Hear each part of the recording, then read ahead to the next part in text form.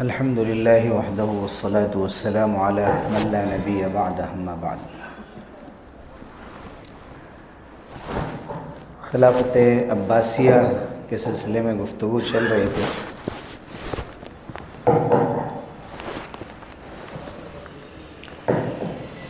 اس سلسلے میں ہم نے مہدی کے تذکرے پر بات ختم کی تھی، جو تیسرے خلیفہ تھے، ابو العباس صفاح اور ابو جعفر منصور، اور اس کے بعد محمد مہدی۔ پھر ان کے بیٹے ہادی خلیفہ بنے تھے، جو زیادہ دنوں تک نہیں رہے، کچھ دنوں تک خلیفہ رہے، اور یہ پانچویں خلیفہ ہارون رشید، جو مہدی کے بیٹے تھے اور ہادی کے بھائی تھے۔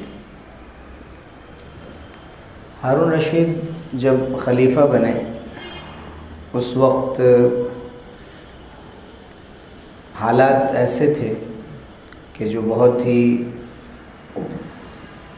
علم کے اعتبار سے اور انصاف کے اعتبار سے یعنی اس درجے پر نہیں تھے جیسے مسلمانوں کی حکومت کو ہونا چاہیے، لیکن پھر بھی ہم نے جیسا کہ ذکر کیا تھا کہ بہت بہتر تھے۔ لیکن ہارون رشید کے دور میں یہ سلسلہ اور آگے بڑھا۔ ہارون رشید کا جو دور ہے وہ ہجری کیلنڈر کے اعتبار سے دیکھا جائے تو 170 ہجری میں شروع ہوتا ہے اور 193 ہجری پہ ختم ہوتا ہے، یعنی 22 یا 23 سال ان کی حکومت ہوتی، اور عیسوی کیلنڈر کے اعتبار سے 786 عیسوی میں ان کی حکومت شروع ہوئی تھی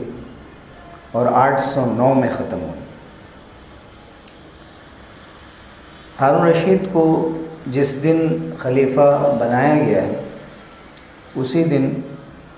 ان کے بھائی کا انتقال ہوا تھا، ہادی کا،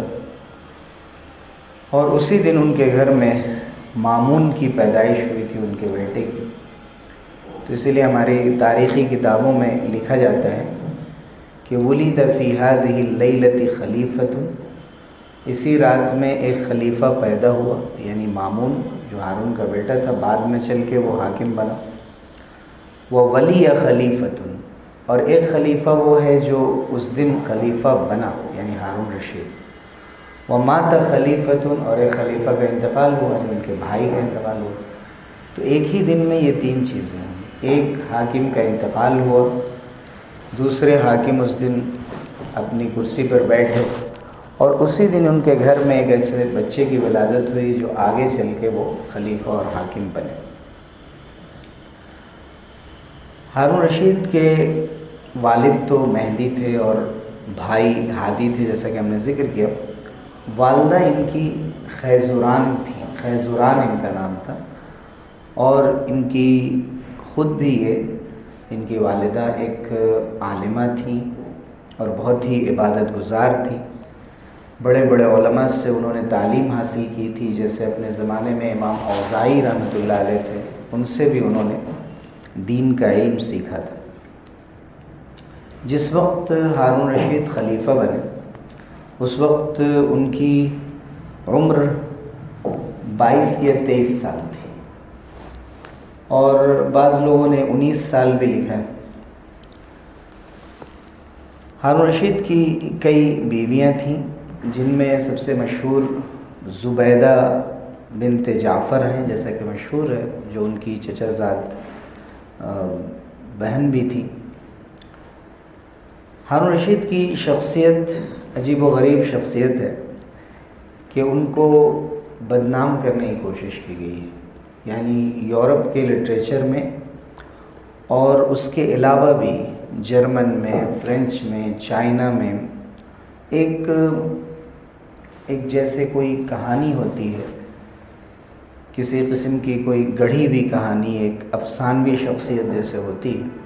اس طرح سے کسی نے الون مختلف ناموں سے ان کو ذکر کیا گیا ہے۔ اور جو عربین نائٹس ہیں، الف لیلہ و لیلہ، جس کو الف لیلہ کہتے تھے، اصل میں وہ کہانیاں تھیں جو 1001 رات میں بیان کی گئی کہانیاں تھیں، ان میں ہارون رشید کا تذکرہ بہت زیادہ ہے، اور ہارون رشید کو ایک ایسا بادشاہ بنا کے پیش کیا گیا ہے کہ اس کے یہاں گانے بجتے رہتے تھے، ڈانس ہوتا رہتا تھا، اور ہر وقت وہ شراب پی کر دھت رہتے تھے، اور ایک ترقی یافتہ بادشاہ تھے لیکن عیش عشرت میں زندگی گزارتے تھے، جن کا کلچرل ترقی سے یا مجموعی طور پر ایجوکیشن میں، ہیلتھ میں اور دوسرے میدانوں میں کام کرنے سے جن کا کوئی تعلق نہیں تھا۔ یہاں تک کہ مجھے حیرت ہوئی کہ ایک کتاب ہے جو جواہر لال نہرو کی کتاب ہے، letters from a father to his daughter, جو انہوں نے اندرا گاندھی کے نام تقریباً 196 خط لکھے ہیں، اور اس میں انہوں نے مختلف چیزیں ذکر کی ہیں، نصیحت کی ہے، باتیں کی ہیں اپنی بیٹی سے۔ اس میں ایک جگہ وہ لکھتے ہیں کہ ہارون رشید کو یاد کرو، شہرزاد کو یاد کرو، دنیا ذات کو یاد کرو، جو عربین نائٹس کے جو ہیروز ہیں۔ تو ایسا لگتا ہے کہ یہ کوئی ایسے ہیرو ہیں جنہوں نے کسی اس کے لیے کام کیا ہو، کسی خاص ڈرامے کے لیے،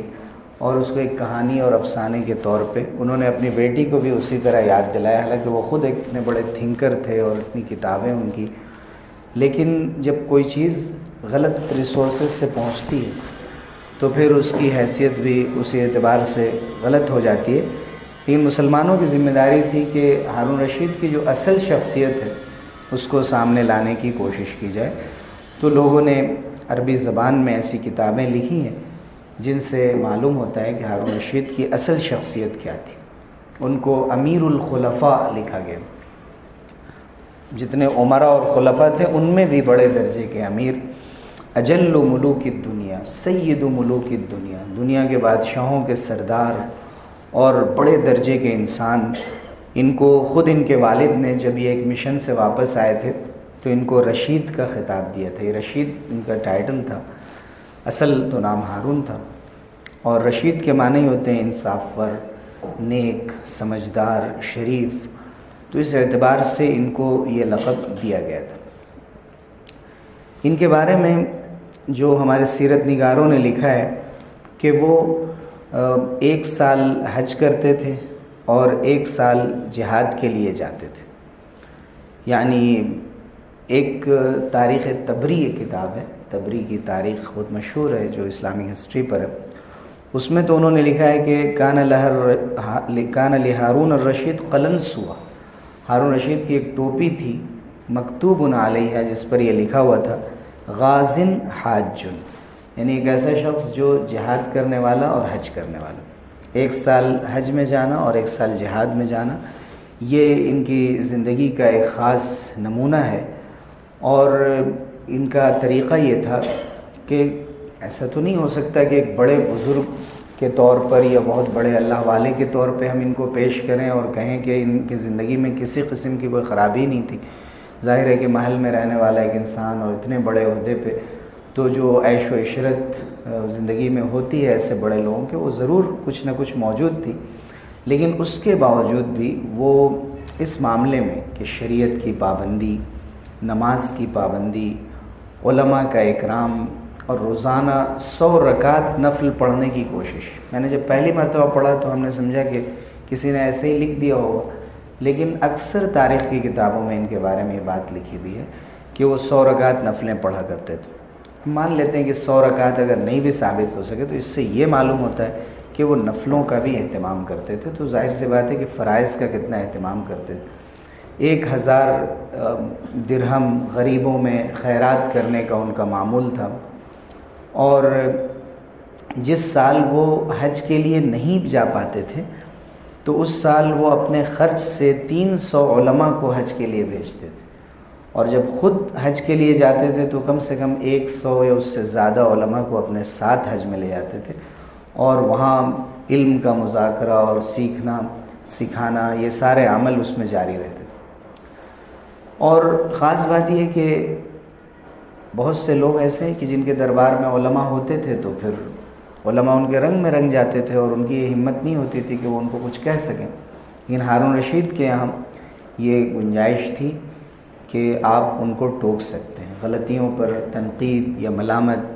کبھی کسی بات پر ٹوکنا پڑا تو لوگوں نے ٹوکا، اس کے بہت نمونے اور انہوں نے اعتراف کیا۔ ایک مرتبہ ابن سماک نام کے ایک بزرگ ہیں، انہوں نے آئے اور انہوں نے کہا کہ ہارون رشید خدا سے ڈرو اور اس پر یقین رکھو کہ کل آپ کو خدا کے روبرو جانا ہے اور وہاں جنت اور دوزخ میں سے ایک مقام کو اختیار کرنا ہے،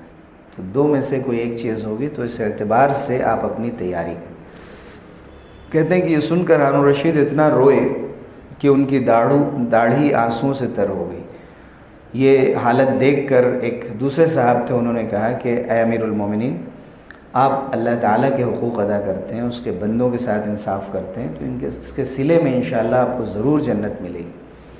اس پر ابن سماک نے ہارون سے کہا کہ امیر المومنین،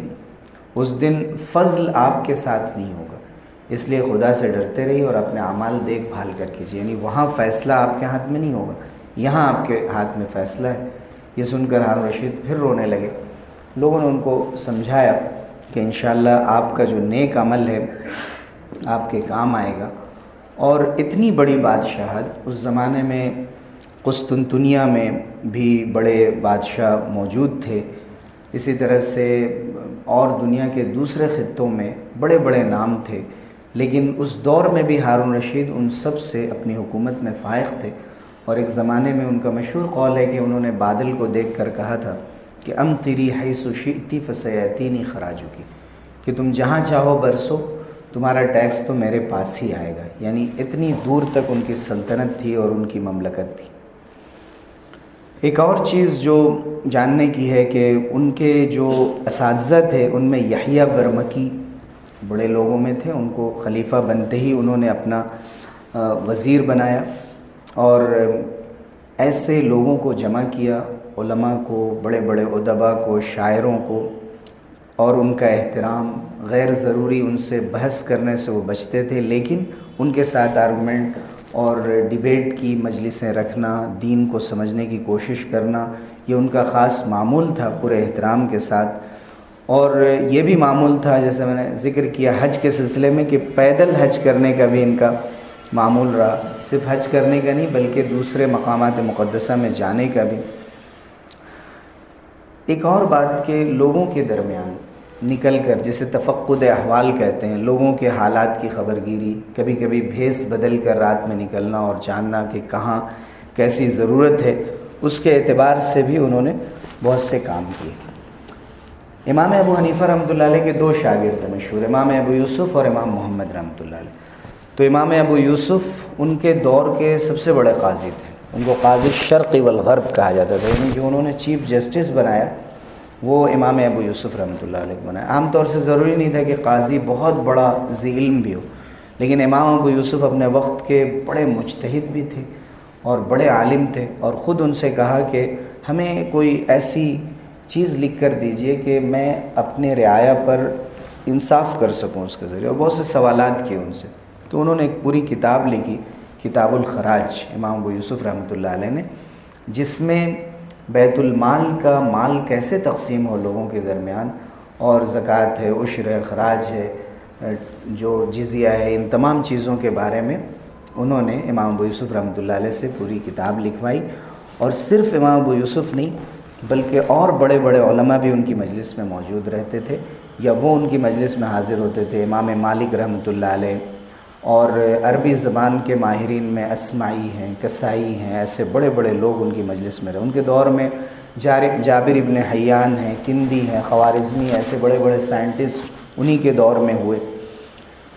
اسی طرح سے ایک دو چیزیں اور میں آخر میں ذکر کروں گا کہ ان کے دور میں بغداد میں بھی بہت ترقی ہوئی، تقریباً وہاں کی آبادی 2 ملین تک پہنچ گئی تھی، اور بڑے بڑے محل بغداد میں ان کے زمانے میں تعمیر ہوئے، جس سے ترقی کا نمونہ نظر آتا تھا۔ اور ایسٹرن ایشیا سے لے کر تقریباً مڈل یورپ تک اور افریقہ، تمام جگہوں سے بغداد کے تجارتی تعلقات انہی کے زمانے میں ہو گئے تھے۔ اور ان کے بارے میں کسی نے لکھا ہے کہ کانت ایام الرشید کلھا خیرا کانھا من حسنھا اعراس، کہ ہارون رشید کا پورا دور خیر سے بھرا ہوا تھا، گویا کہ یہ دور اپنے حسن کے اعتبار سے دلہن معلوم ہوتا تھا، اور یہ دور ایک بہت ہی گولڈن ایرا تھا مسلمانوں کی تاریخ کا۔ وہ خود بھی بڑے خوبصورت اور لمبے تڑنگے، صحت مند اور بہت ہی زیادہ لوگوں کے درمیان انصاف کرنے والے انسان تھے۔ اس کے ساتھ جو ان کے دور کے اہم کارنامے وغیرہ ہیں ان کو میں آگے کی سیریز میں ذکر کروں گا۔ یہاں رک کر میں زبیدہ کے بارے میں ایک دو باتیں ذکر کرتا ہوں کہ زبیدہ بنت جعفر جو ان کی اہلیہ تھیں اور چچا زاد بہن تھیں، وہ خود بھی ایک پڑھی لکھی خاتون تھی۔ ان کی والدہ بھی پڑھی لکھی خاتون تھی، یہ خود بھی۔ اور اس دور میں جو ترقی ہوئی، تہذیبی ترقی، اور لوگوں کے درمیان علم عام ہوا، علم کی خدمت ہوئی، ان میں بھی زبیدہ کا بھی ہاتھ ہے ہارون رشید کے ساتھ ساتھ۔ 165 ہجری میں بغداد میں ہارون رشید نے ان سے نکاح کیا تھا، اور امین کی پیدائش انہی کے گھر میں ہوئی تھی، مامون دوسری بیوی سے۔ پھر ایک بات دیکھنے کی ہے کہ زبیدہ بسا اوقات ہارون رشید سے بھی سخاوت میں بڑھ جاتی تھی، اور اس کا ایک نمونہ یہ تھا کہ جب امین کی پیدائش ہوئی تھی تو ایک شاعر تھے مروان بن ابی حفصہ، انہوں نے کچھ شعر سنائے تو ہارون نے ان کو 3000 دینار دیا۔ زبیدہ نے کہا کہ ان کا منہ جواہرات سے بھر دو، تو اندازہ کر کے لوگوں نے تقریباً 10,000 دینار دی۔ یہ تو ایک نمونہ ہے جو دربار میں نظر آتا تھا، لیکن اس کے علاوہ بھی جو انہوں نے کام کیے، 2 بڑے کام کیے۔ عام طور سے لوگ نہر زبیدہ جب کہتے ہیں تو یہ سمجھتے ہیں، اور یہ واقعہ مشہور ہے کہ یہ بغداد سے لے کر مکہ مکرمہ تک یہ پوری نہر تھی، لیکن یہ بات صحیح نہیں ہے۔ اس کا نام تھا درب زبیدہ۔ درب کے معنی ہوتے ہیں گزرگاہ، ہائی وے، راستہ۔ تو انہوں نے حاجیوں کے لیے ایک گزرگاہ بنوائی تھی جو بغداد سے لے کر مکہ مکرمہ تک تھی، لیکن جو نہر تھی، اور انہوں نے نہر جو بنائی ہے ہارون رشید کے وفات کے بعد، یہ نہر ایسا نہیں ہے کہ اتنی دور سے لائی گئی تھی، بلکہ دیکھا گیا پانی کا لیول جہاں مناسب ملا وہ تقریباً مکے سے 38 کلومیٹر دور وادی نعمان ایک جگہ ہے جو طائف کے قریب ہے، وہاں سے وہ نہر لائی گئی تھی مکہ مکرمہ تک۔ اور 1200 سال تک، یعنی 12 صدی تک تقریباً تمام مقامات مقدسہ منی، عرفات، مزدلفہ، مکہ مکرمہ اور آس پاس کے علاقوں میں پانی کی فراہمی کا ایک بڑا ذریعہ تھا۔ یہ بڑے بڑے آرکیٹیکٹ، انجینئر اس کو دیکھ کر حیران رہتے تھے۔ 10 سال کی محنت سے اس کو بنایا گیا تھا، اور کہا جاتا ہے ایک اندازے کے مطابق کہ اس دور میں 170 ملین دینار اس پر خرچ ہوئے تھے، اور 1 دینار 10 گرام سونے کے برابر ہوتا ہے۔ تو آپ اس سے اندازہ کر سکتے ہیں کہ کتنا خرچ اس سے آیا ہوگا۔ اور جب لوگوں نے بتایا تھا کہ بڑی دشواری ہو رہی ہے اس کو بنانے میں، تو انہوں نے، ان کا قول مشہور ہے کہ اگر ہر قیمت پر اس نہر کو بنانا ہے، اگر ایک کدال مارنے میں 1 دینار بھی خرچ آئے تو اس نہر کو ہمیں بنانا ہے، اس میں کوئی کسی قسم کے بخل سے کام نہیں لیا جائے گا۔ اور تقریباً 1950 تک اس نہر سے پانی آتا رہا۔ پھر جب پمپ کا نظام زیادہ رائج ہو گیا، پانی کی سطح گھٹ گئی، تو اب اس سے ابھی بھی یہ اس لائق ہے، اور پروجیکٹ بہت دنوں سے سننے میں آتا ہے اور خبریں آتی رہتی ہیں کہ پھر سے اس کو کارکرد کرنے کی کوششیں جاری ہیں۔ لیکن بہرحال جو انہوں نے کام کیا، چاہے ہارون رشید ہو یا زبیدہ ہو، وہ ایک بہت ہی تعمیری کام ہے، اور ان کا پورا دور کنسٹرکٹیو ہے، جس میں علم، ثقافت، تہذیب، رعایا کی رعایت، عدل، انصاف اور اس قسم کی چیزیں عام ہوئیں۔ لیکن بدقسمتی ہے کہ ایسے بادشاہوں کو، جیسے ہمارے ملک میں ٹیپو سلطان ہے، اورنگزیب، عالمگیر ہیں، اور اس قسم کے لوگوں کو جیسے بدنام کرنے کی کوشش کی جاتی ہے، ویسے عالمی پیمانے پہ ہارون رشید کی شخصیت کو بھی داغدار کرنے کی کوشش کی جاتی ہے۔ تو ہمیں ایسے لوگوں سے واقفیت ضروری ہے تاکہ ہم ان کے بارے میں صحیح معلومات لوگوں کو دے سکیں، جو ہماری تہذیب اور تاریخ کا بڑا حصہ ہے۔ اللہ تعالی ہمیں اس کی توفیق دے اور مطالعے میں اضافے کی توفیق دے۔ جزاکم اللہ خیر۔